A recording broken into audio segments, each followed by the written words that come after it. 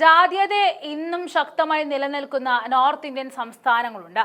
ദളിതരെ സമൂഹത്തിന്റെ അടിത്തട്ടിൽ തന്നെ പ്രതിഷ്ഠിക്കുകയും അവിടെ നിന്നും അനങ്ങാൻ സാധിക്കാത്ത രീതിയിൽ കെട്ടിയിടുകയും ചെയ്യുന്ന സവർണ രാഷ്ട്രീയം ഇന്നും അതിന്റെ തലയെടുപ്പോടെ തന്നെ നിൽക്കുകയാണ് നോർത്ത് ഇന്ത്യൻ സംസ്ഥാനങ്ങളിൽ. കഴിഞ്ഞ ദിവസം കോൺഗ്രസ് നേതാവ് കനയ്യകുമാറിനെ നേരിടേണ്ടി വന്ന ജാതി വേർതിരിവ് ആരെയും ഞെട്ടിക്കും. ഇന്ത്യയിൽ തന്നെ അറിയപ്പെടുന്ന യുവ രാഷ്ട്രീയ നേതാവാണ് കനയ്യകുമാർ. ആ നേതാവിനോട് ഇതാണ് മനസ്ഥിതിയെങ്കിൽ സാധാരണക്കാരായ ദളിതരോടുള്ള പ്രതികരണം എന്തായിരിക്കുമെന്ന് ഊഹിക്കാവുന്നതേയുള്ളൂ. കഴിഞ്ഞ ദിവസം ബീഹാറിലെത്തിയ കനയ്യകുമാർ അവിടെ ഒരു ക്ഷേത്രം സന്ദർശിക്കാൻ ഇടവന്നു. ആ ക്ഷേത്ര സന്ദർശനം കഴിഞ്ഞതിന് പിന്നാലെ ഗംഗാജലം ഉപയോഗിച്ച് ക്ഷേത്രം ശുദ്ധീകരിച്ചിരിക്കുകയാണ് അധികൃതർ ചെയ്തത്. കാരണം ഒന്ന് മാത്രം, ദളിത് സമൂഹത്തിൽ നിന്നുമുള്ള വ്യക്തിയാണ് കനയ്യകുമാർ എന്നതാണ് കാരണം. ബീഹാറിലെ സഹർസ ജില്ലയിലെ ദുർഗ ക്ഷേത്രത്തിലായിരുന്നു നിർഭാഗ്യകരമായി ഈ സംഭവം അരങ്ങേറിയത്.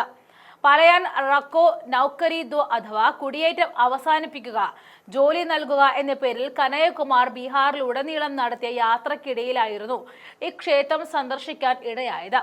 കനയ്യകുമാർ പുറത്തേക്ക് പോയതിന് പിന്നാലെ പ്രദേശവാസികൾ ക്ഷേത്രം കഴുകി വൃത്തിയാക്കിയെന്നാണ് ആരോപണം. ക്ഷേത്രം വൃത്തിയാക്കുന്ന ഒരു വീഡിയോ സാമൂഹ്യ മാധ്യമങ്ങളിൽ വൈറലുമാണ്.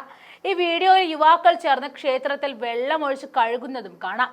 സംഭവം വിവാദമായതിന് പിന്നാലെ പ്രതികരണവുമായി കോൺഗ്രസും രംഗത്ത് വന്നു. BJP ഇതര പാർട്ടികളുടെ അനുയായികളെ തൊട്ടുകൂടാത്തവരാണോ BJPയും RSSും കണക്കാക്കുന്നതെന്ന് കോൺഗ്രസ് ചോദിച്ചു.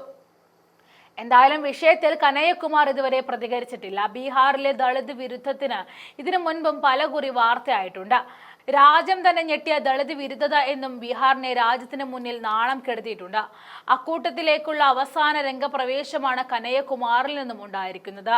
രാജ്യം തന്നെ ഞെട്ടിയ ആ വീഡിയോ ദൃശ്യങ്ങൾ ഒന്ന് കാണാം.